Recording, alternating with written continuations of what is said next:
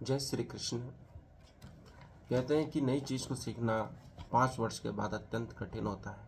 वैज्ञानिक कहते हैं कि 5 वर्ष से पहले बच्चा जो सीख जाता है वही उसे उम्र भर याद रहता है। हमारे संस्कार कई जन्मों के जुड़े हुए हैं, उनको बदलना अत्यंत कठिन है, आसान नहीं है, लेकिन उसके लिए प्रयास किए जा सकते हैं, क्योंकि यही पुनर्जन्म का कारण है। क्योंकि हम पुराने संस्कार को भूलते नहीं, वही गलतियां दोहराते रहते हैं। और परमात्मा एक खेल कर रहा है, लीला कर रहा है।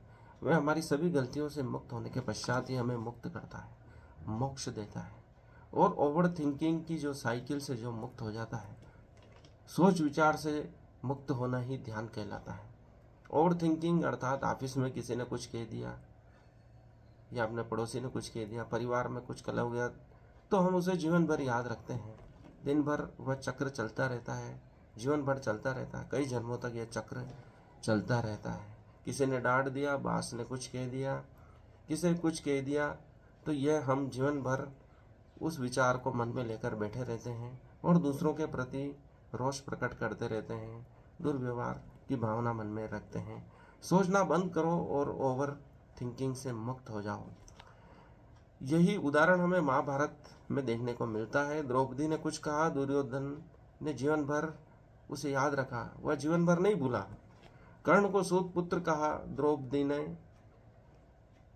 तो वह द्रौपदी को जीवन भर उस बात के लिए कोसता रहा, उसे अपमानित करने का अवसर ढूंढता रहा। द्रुपद ने द्रोण को कुछ कह दिया, वह गाय मांगने के लिए गए थे उसे मित्र समझकर, परंतु उसने भिक्षुक समझकर देना उचित समझा और इसी पर द्रोण को क्रोध आ गया कि तुमने आश्रम में कहा था जब हम साथ पढ़ते थे कि तुम हमेशा मेरे मित्र रहोगे, लेकिन उसने उस वचन का पालन नहीं किया। वह राजा बनते ही अहंकारी हो गया और द्रोण को तुच्छ ब्राह्मण समझकर उसे ब्राह्मण के रूप में, दान के रूप में गाय देने लगा। लेकिन द्रोण मित्रवत उसे गाय मांग रहे थे, वे दान में नहीं मांग रहे थे। वे जीवन भर इस बात को नहीं भूले।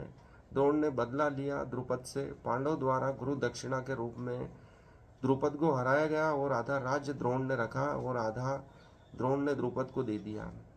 फिर उस द्रुपद के राज्य में से एक गाय द्रोण ने रखी और एकलव्य के लिए गाय के रूप में स्वीकार कर एकलव्य की माता के पास जाकर बोला, देखो मैं द्रुपद के यहाँ से गाय लेकर आ गया हूँ और अब तुम एकलव्य को दूध पिला सकती हो।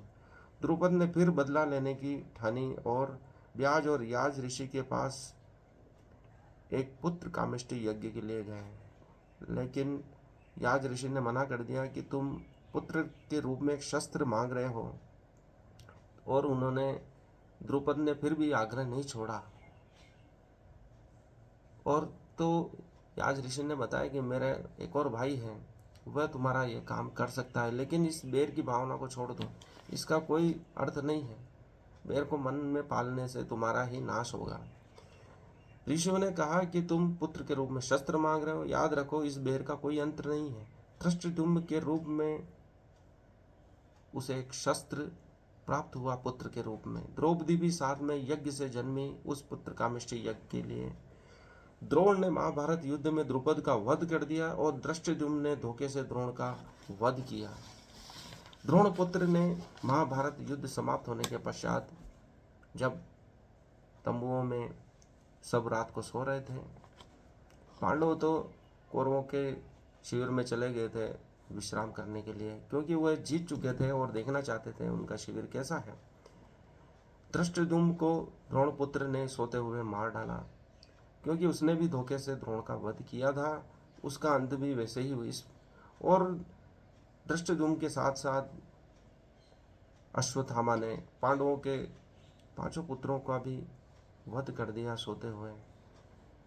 और जब उसे मालूम पड़ा ये पांडव नहीं है, ये तो पांडव के पुत्र हैं, तो इस पश्चाताप की अग्नि में जलते हुए वह व्यास ऋषि के आश्रम में आत्म शांति के लिए चला गया। लेकिन अर्जुन वहाँ आकर उसे ललकारता है, क्योंकि द्रौपदी ने कहा कि उसे किसी भी रूप में मेरे सामने लेकर आओ।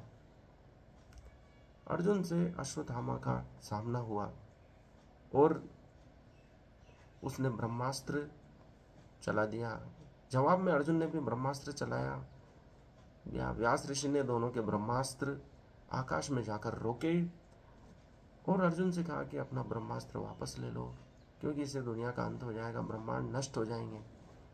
अर्जुन ने आज्ञा का पालन किया कृष्ण के कहने से, और अश्वत्थामा से भी जब ये बात कही कि आप भी अपना अस्त्र वापस लें, तो अश्वत्थामा ने कहा कि मुझे चलाना आता है, वापस लेना नहीं आता है।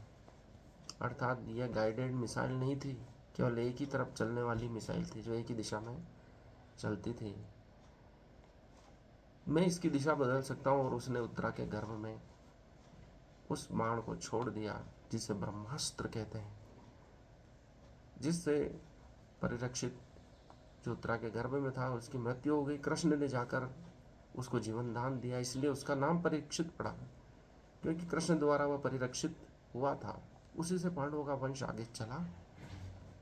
परंतु इस भाग दौड़ में सब कुछ नष्ट हो गया। पांडव भी जीत कर प्रसन्न नहीं थे, वे भी हताहत थे, दुखी थे, और इस दुख को दूर करने के लिए कृष्ण ने उन्हें भी गीता पाठ सुनाया।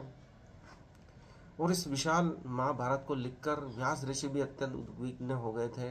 आत्म शांति के लिए उन्होंने भागवत पुराण लिखी, जिसमें कृष्ण की लीलाओं का वर्णन है। उसका वर्णन करने के पश्चात, सुनने के पश्चात ही उन्हें आत्म शांति मिली। इस बेर का अंत कहीं नहीं है। हम भी आज के जीवन में देखते हैं, हम जिससे भी बेर पालते हैं वह भी नष्ट हो जाता है, हम भी नष्ट हो जाते हैं। जिन्ना ने गांधी जी से बैर रखा और देश का विभाजन हुआ। गांधी जी की जैसे ही मृत्यु हुई, जिन्ना भी ज़्यादा दिन जिंदा नहीं रहा, वह भी मृत्यु को प्राप्त हो गया। इसलिए इस बैर का कोई अंत नहीं है। गांधी जी को किसी से बैर नहीं था, वह तो आज़ादी के लिए प्रयास कर रहे थे, लेकिन जिन्ना प्रतिशोधवश देश के दो टुकड़े करा बैठा, और उसका परिणाम हम आज तक भुगत रहे हैं। इसलिए बैर का कोई अंत नहीं है। भगवान बुद्ध ने कहा था, बैर का अंत ध्यान में छुपा हुआ है। आप ध्यान को प्राप्त करो तो ही बैर का अंत हो सकता है। क्षमा ही इसका उपचार है। इसलिए बुद्ध को करुणा का अवतार कहते हैं, क्षमा का अवतार कहते हैं। इतने विशाल करुणा कि उसमें आप कितने ही पाप करो वो धुल जाते हैं। बुद्ध की करुणा से वह परे नहीं जा सकते। आप कितने ही पापी हो, अंगुलीमाल कितना ही पापी था, लेकिन बुद्ध की शरण में आकर वह मोक्ष को प्राप्त हुआ, क्योंकि उसने बैर का अंत कर दिया था, उसने प्रतिशोध का अंत कर दिया था, उसने अपनी बुराई का अंत कर दिया था। लोभ, मोह, क्रोध, बैर, ये सब बुराइयां हैं। ईर्ष्या भी बुराई है। तो हमें इन भावनाओं से मुक्त होने के लिए ध्यान का सहारा लेना चाहिए, क्योंकि सोच विचार से मुक्त होना ही ध्यान है। हम सोचते रहते हैं, यही ओवर थिंकिंग में बदल जाता है। हम अपने आप को विशिष्ट समझते हैं, इसी से ओवर थिंकिंग उत्पन्न होती है। अपने आप को सामान्य समझें। इस विशाल ब्रह्मांड में हमारा कोई अस्तित्व नहीं है, इसलिए हमारे किए गए पाप पुण्य इनका कोई अस्तित्व नहीं है, क्योंकि यह शरीर कर रहा है, आत्मा द्वारा नहीं किया जा रहा है, ऐसा अष्टावक्र कहते हैं।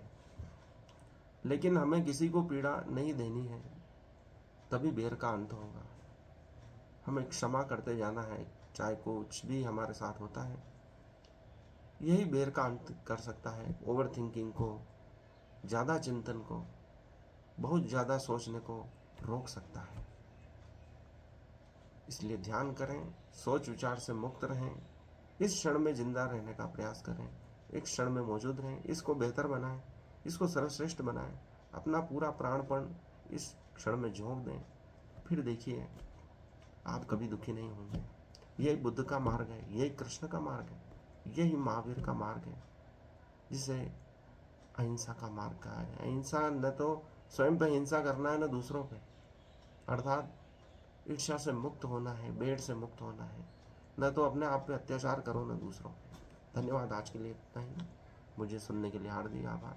इस वीडियो को लाइक करें, चैनल को सब्सक्राइब करें, वीडियो को शेयर करें।